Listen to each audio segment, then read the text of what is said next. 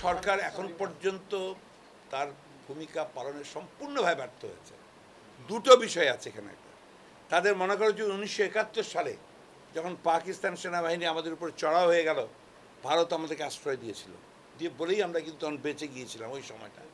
আজকে রোহিঙ্গারা যারা, সে যে ধর্মেরই হোক, যে জাতিরই হোক, তারা মানুষ তো, নারী শিশু নিয়ে কীভাবে আসছে আপনি চিন্তা করতে, ছবি দেখলে আপনার নিজেদেরকে মানে সামনে রাখা যায় না।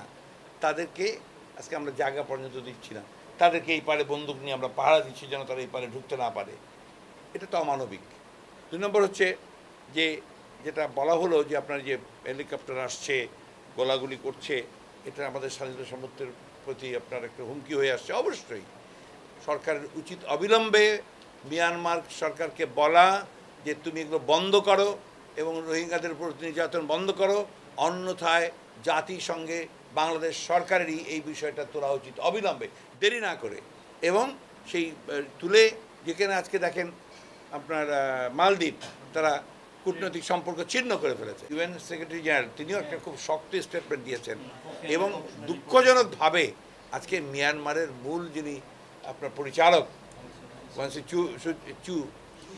সূচি, যিনি আপনার নোবেল পুরস্কার পেয়েছেন শান্তির জন্যে, তার দ্বারা আজকে এই আপনার মানবিক অপরাধ, মানবতা বিরোধী কাজটি হচ্ছে। উই কন্ডেম ইট, আমরা নিন্দা জানাই এবং অবিলম্বে সূচিকে এই হত্যাকাণ্ড বন্ধ করার জন্য আমরা আহ্বান জানাই।